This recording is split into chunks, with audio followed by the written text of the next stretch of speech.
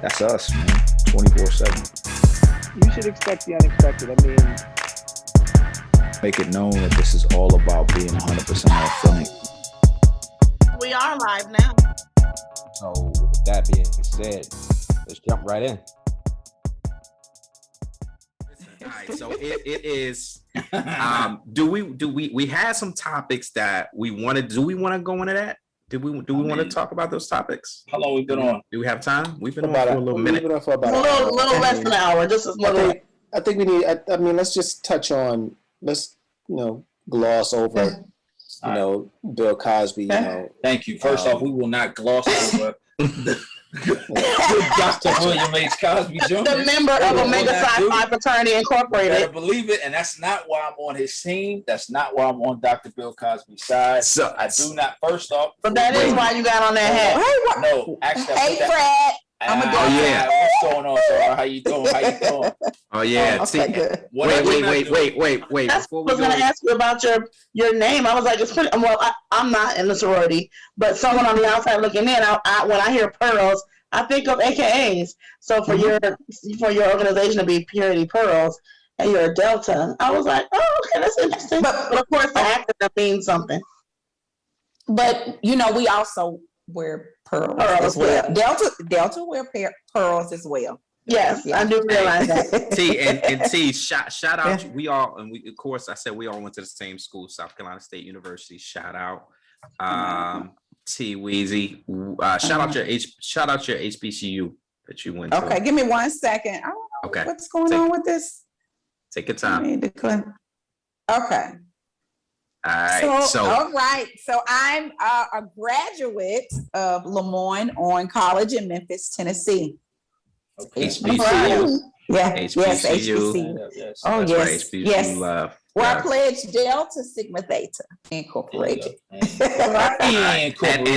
And what was your line name, or what is your line name? Oh, Stunner, the number one stunner. See? Gator boo. Gucci suit. Oh, That's right. Ain't got no job. All right. That's what I'm talking about. Obviously, you weren't the ace. You're 5'9". You weren't the ace, right? Huh? You were No, 5'9". You weren't the ace. No. Okay. 27. Were you still? Okay. 27. I'm Okay. 33. All right. Mhm. That's what's up. So, All right. So with Bill Cosby, right? And this is I'm not team Bill Cosby because of he's the bros. I'm not team Bill, and I don't condone any sort of sexual assault or anything like that. But I do have a bit of a problem with some of the facts of the case. You know what I mean? Like I'm never gonna be okay with anyone being railroaded by the system. I can't agree to it. So tee it up for our listeners, Walt. So, what just happened? So Bill Cosby was released from prison today because I believe it was a federal judge overturned his conviction, basically saying Supreme Court, saying that he should not have been convicted for something that he was previously promised he would not be charged for. So basically, the prosecutor's predecessor made an agreement with Bill Cosby, like, hey, you participate in a civil suit, give your side of the story. We're not going to charge you with anything. Well, what he said in that interview was so damning and so horrible by their position Standards. Yeah. right? By their standards that they charged him, right? But he was. You got to figure like, and this is why I say I'm Team Bill Cosby, because no matter how we feel about how horrible what he did was, he was still railroaded by the system, and that's what we have to be very careful as people, because before we say, well, yeah, but he's guilty. Okay, but we have to be careful, because what happens when you're not guilty and they do the same thing to you? Because if they can do this to Bill Cosby, whether he's guilty or not, anybody can get it. And I feel like an example was made out of it. So the other fact that's missing from there is that it was nothing in writing, right? Right. It was nothing. It was verbally. It was nothing. And a verbal agreement, which still stood up against whatever it was. My understanding was not only was it a verbal agreement, but it was something that his lawyers did not submit to be committed to the official record. They should have committed something to the official record, and they didn't. But it wasn't a secret that it was made, that agreement was made. So again, the way I feel about it is what he did. All right, cool.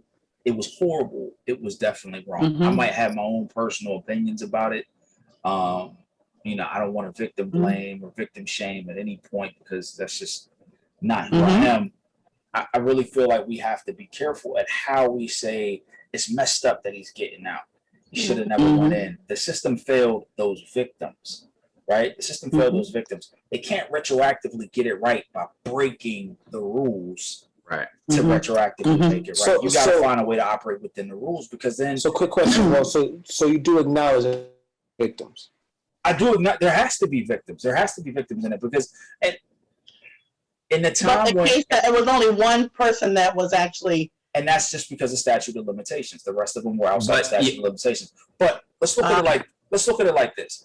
In that time period, the things that Bill Cosby was doing were not deemed as egregious and as horrible as they are now. They were somewhat Avita. Right. They were somewhat like kind of accepted by all parties. Not as a thing like it's okay to be raped, but like he's talking about Quaaludes, right? And I think he's a victim of people are equating his date rape drug then to what creeps are giving women now. I mean, when you look at it, when you look at it back then, he was pretty much slipping Mickeys and another Quaalude. She'll love me in the morning. Right. And unfortunately, back then, when you see it, because if you remember, that culture was pretty prevalent. Even in movies, like when you went Revenge of the Nerds or whatever type of movie down in the 80s, they was pouring, they was spiking the punch, what I'm saying, and they was doing everything to kind of get people in that mode. Right. In actuality, when you look at it now, you should cool. not have done that. You shouldn't have. But, you shouldn't have. But we're more sensitive now than we were back then. Way more. And I don't feel like you can retroactively punish somebody for some things that. Basically, they operated in an environment where that was sexual. Yeah, a sexual environment. Like it was a very sexual time. You know what I mean? It was like free love was a way of the world. It wasn't so much a thing of like now where sex is it's open now, but not like it was in the time when Bill Cosby was running around doing what he was doing. The stories of the director's couch and casting couches and stuff like that was kind of like the standard. You want to get into the industry, you got to participate that way. How are we going to sit here and allow Bill Cosby to be vilified the way that he was, whether it's rightful or not? And Hugh Hefner literally was like, he had teenage girls in the Playboy Mansion from the beginning to the end. What's the difference? But what's the difference between Hugh Hefner and Bill Cosby? There is no the women. There's a difference. The women are not talking. The women are not talking. Yeah, the women are not talking. That's the difference. And one is black and one is white. Right. Absolutely. The Playboy empire is way more powerful than the pudding pop empire, and we have to acknowledge that. but then and then also America is going to tell you can't do. They want you to know and that they're going to try to put you in your place. Yes. You can't do what a white person can do and get away with it. But I think the Me Too movement is what brought out all this stuff, right? Because that's when the guy, because the guy from the gymnastics guy. It wasn't the Me Too movement. It was Hannibal Buress. He cracked a joke. Hannibal Buress's joke is what kind of reopened up that wound. He made a joke on stage about Bill Cosby slipping women Mickeys and it being something known that he was doing for years and years and years and years, and nobody says anything about it. But for whatever reason, that particular stand-up caught fire. On top of that, Bill was one of the first people to be convicted under the Me Too movement. He was the first. Yeah, he was the first. Yeah. But for whatever reason, Hannibal Buress's comedy is what kind of led to that. But like, cause on what was it, 30 Rock, they made a similar joke on 30 Rock as well, about Bill Cosby doing it. Like they say that was like one of the best kept non-secrets in Hollywood. That's what Bill Cosby was doing. So go ahead. Good. Now I was going to ask T Wade her thoughts on it, but Dev, if I'll be real quick with it. My thoughts are that just as there are people who are, relieved that Bill is out, you have to also respect those who feel like he should still be in. Because, Absolutely. There were some things that was presented during his deposition and during that civil suit that were pretty damning. And for those who have their opinion based on what they know that is public record, you just got to respect that. But you also got to respect the fact that, there was some I don't want to mess that word up, but there was some prosecutorial shady business messed up. They messed up pretty bad, and they didn't have no business doing what they was doing. So, what I would like is for people to respect each other, especially within the Black community, because something like this could be very polarizing. And right now, what we don't need is for people to be divided because of this situation. So that's what. Just leave it at that. George Zimmerman should be in jail too. Right, but the biggest issue for me, and that's a whole other. I almost cursed. Wait, Walt. Before you go on, before you do that, I wanted to get T Wade's thoughts on it. Yeah. Oh, I definitely believe that he was, railroaded. I definitely believe that, and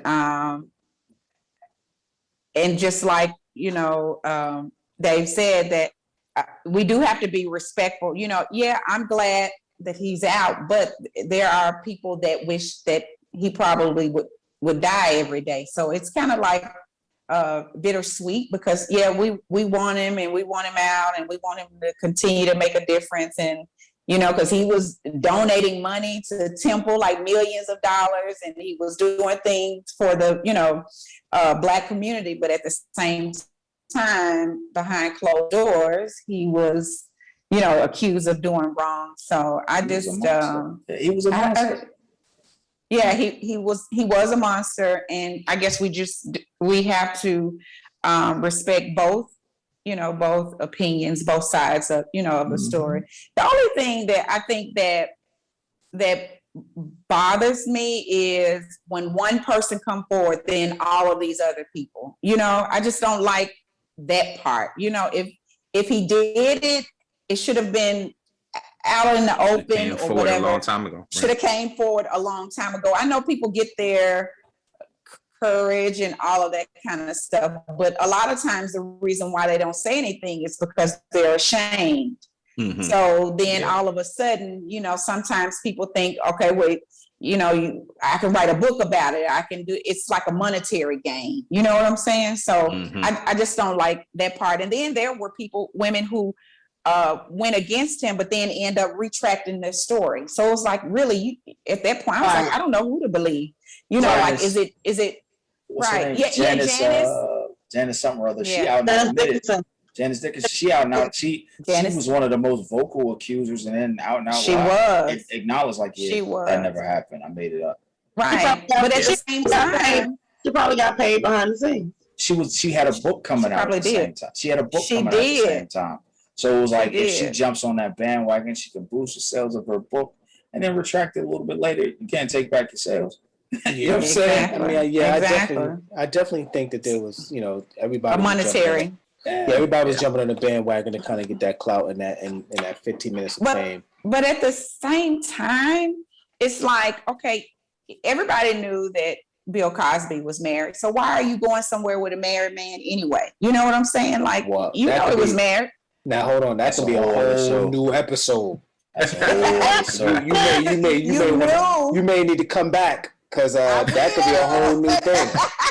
We get you on. Put yourself in those, those kind of predicaments. When I was an administrator and I had to meet privately, like with a male, I would always have my secretary in the room, regardless of, opposite sex or whatever. So nothing would be, be said. And I even think like a Billy Graham would do that, and I started doing, after I read a couple of books, like he would never meet with the opposite sex unless he had someone there, you know, that was present, so it wouldn't be any kind of allegations of wrongdoing.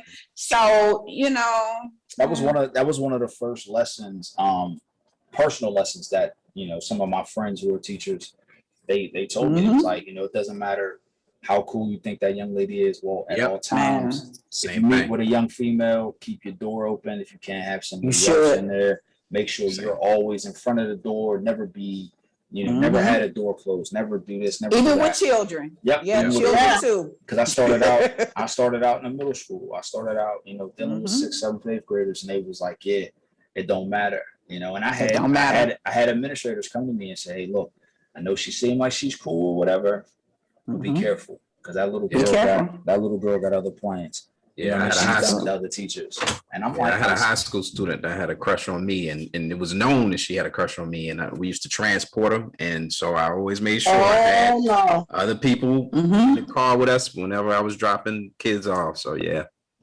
So Walt and Derek, have y'all ever had to? Would y'all ever, or have you ever told a female that like their shirt or their clothes were inappropriate? Nope. Only time. I don't think I've ever. I've never told a female that I don't have an existing relationship with, and it depends on. And I say it, and I definitely say it in a public setting, and I say it like not to publicly shame them, but I say it to other people around. They might not hear me say it, but I might say something like, "What the hell are you wearing today?" Yeah, you know what I mean? Yeah, like, something like that. Like something along those lines. But if it's like to the point, if it's a female that I don't know and I don't have any relationship with her, she could walk down the hallway with half her body hanging out. Yeah. Walk past me, guess what? Yeah, you might as well call me Ray Charles. I ain't seen it. A couple of my kids, you know, they would have like their pants would be unzipped, and some of them, you know, would kind of be, you know, sexual because they would want me to see them or whatever. So they'll have their pants unzipped or oh gosh, I got crazy stories. But, you know, I would always joke and be like, you know, your cucumber is leaving the salad. You know, you might want to put that up. You know? Right. But that's what, that's the thing. And I think what you're saying, Tavis, is a lot along the lines of that's logic. You know, that's professional logic speaking. You know, in Bill Cosby's situation, there's a different, in my mind, there's a different way of thinking. Some of these young women, I'm sure they probably saw this as an opportunity to meet with a powerful man to further their career, and they didn't expect anything to happen, and something bad happened, and he's a horrible human for that. Some of these young women, I'd be willing to bet a substantial amount of money, knew what they were getting into, and they knew they would be able to kind of leverage a situation. They knew that, and things just didn't work out the way they wanted it to, and you know, here we are. That's what we ended with. So I feel like there's definitely multiple sides to the coin. I don't think Bill Cosby is innocent, but I don't think we should not celebrate him being railroaded by the system to right a wrong where the system failed. We got to fix the system on so many levels. But if we start allowing our pillars, you know, because Bill Cosby might not be the pillar, but Heathcliff Huxtable is a freaking pillar in the Black community, fictional or not. There's no one who can say that the Huxtable family was not a vital and integral part of all of our upbringing, because that was the first time that we saw a well-off Black family, successful Black family. Yes. On TV, you know, great kids, right? A nucleus, and they weren't perfect, you know.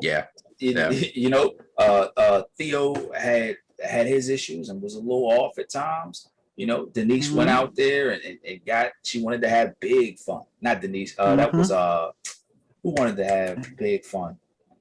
That was Tempest. Tempest Borso. Vanessa went out and got drunk. She had big fun. You know what I'm saying? Yep. Denise dropped out of college, got married. You know, all of that. So it's just. Rudy was in love with Bud. Yeah, she had a boyfriend she had a boyfriend when she was 5 years old. So you know that's. So I'll say this. I think it's going to be interesting to see what the next, Bill Cosby's 83, to see what the rest of his life turns out to be as a result of everything that's taken place. But you know what? Like Dr. Wade, Tavis Wade Jones, like this has been phenomenal. This has been fun. This was fun. Have you on the show with us tonight. So tell us the name of the book again. The name of the listeners. book is Never Met a Stranger, and it should be out in about 2 weeks. 2 weeks. 2 weeks. I am yes. So where can people go to find the book? Well, I'm gonna have it on Amazon and also my website. So they can follow me on social media, Facebook. I'm Tavis Wade Jones, and Instagram and Twitter.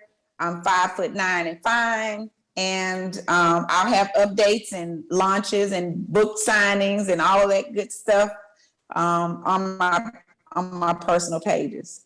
All right. And so at 5'9", that's the number 5, FOOT. Yes, FT. Oh, the number 9, FT. FT. So 5 FT, the number 5 FT, the number 9. Fine, FINE. FINE. It's all facts, baby. All right, 5'9", fine. Y'all heard it. Go out, do us a favor, listeners. Everybody, go out and pick up the book. It should be available mid-July, about 2 to 3 weeks. You mentioned, and also drtaviswadejones.com will be open. That will be the site that you can actually go to and learn a lot more about the book. But I'm excited about it. I'm excited about reading it, and we'd love to have you come back and talk about it. I will come back. This was great and fun. Nice meeting all of you guys. Yes, very nice meeting you. You gotta come back. So, I will. After the success of the book, we want to talk about it. Yeah. All right. And so, as we always say, when we end 5 Things Off the Wall, another episode. Whatever you do and everything you do, take positivity with you. Peace. Peace. Peace, beautiful people. It's your boy Dad. Listen, man, follow, like, subscribe. 5 Things Off the Wall. We are available on YouTube and IG. 5 Things Off the Wall. 5TOTW. Peace.